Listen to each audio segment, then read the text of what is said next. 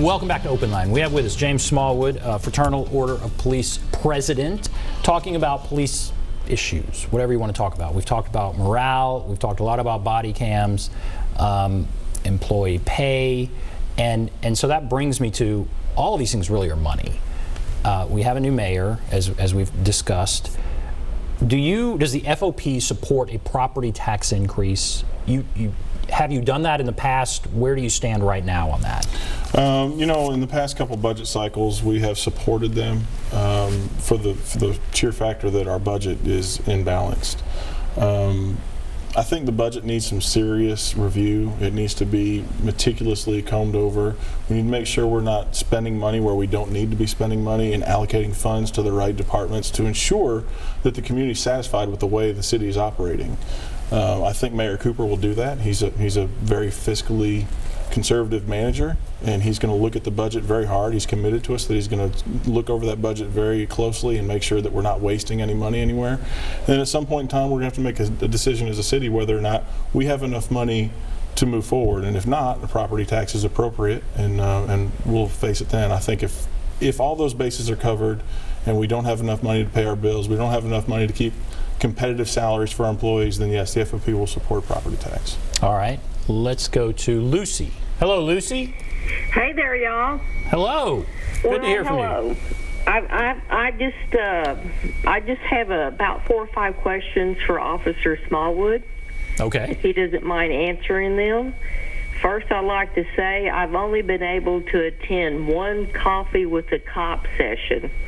You know, I'm afraid that, you know, they might find out that there's warrants out for me or something, so that's why I don't go to any of them. But I have been to one. Officer Smallwood, how long have you been on the Metro Nashville Police Department, the police force? 10 years. Okay. How long have you been the head of the FOP? 3.5 years, I think. I'm not exactly sure. Okay. Is Nashville your hometown? It is not. Okay. Are you from Tennessee? I am not. Okay. Well, listen, I'm sure you've got a lot of pressure on you right now, and there are two sides to this issue, but, I apologize if this is going to come off the way I think it's going to come off, but you seem real tense. And I'm sorry that you seem tense to me because I know you've got a hard job. And I know those police officers out there have a hard job. But I also know I've been with a batch of a barrel of apples myself, not police officers, but a group of people. We only took 1 or 2 bad apples, and then they came after the rest of us wanting to harm us. So I'm just worried about those 1 or 2 bad apples. And thank you for coming on as much as you do, and being brave enough to take some calls from crazy people like me. Thank you for listening. Well, Lucy, all right, thank you. That's interesting. Okay. I don't know. Do you want to respond to Lucy there? You know, Lucy, if you want to have coffee with me, anytime, holler at me. I'm happy to have coffee and explain some things about the police department to you. I'm not tense. All these shiny lights make it look that way. I can't help it. Okay. All right, let's go to Mel. Hello, Mel. Yes. I think that what's going on with the police department and teachers and the fire department is really what's happening with many of the Nashville residents. We see all of this money around us, but many of us are underpaid and just financially stressed because of a city that has allowed growth at any cost. And just remember that the average household income is around $50,000, but statistically it costs $80,000 to live comfortably in Nashville. So we're all in this boat together. It's not just the Metro employees. Right. Thank you. All right, thank you. Yeah, I think there's probably a large portion of our community that feels disenfranchised because the growth of the city has left them out, so to speak. We are certainly driving our cost of living up as growth increases and continues, and employees are getting left behind. You know, it costs more to live here, it costs more to buy groceries here, it costs more to transport or travel here. Those things need to be taken into account when employers are bringing new people in or trying to retain the ones that are here. Obviously, we argue for our employees on the police department, and hopefully there are others in other professions doing the same.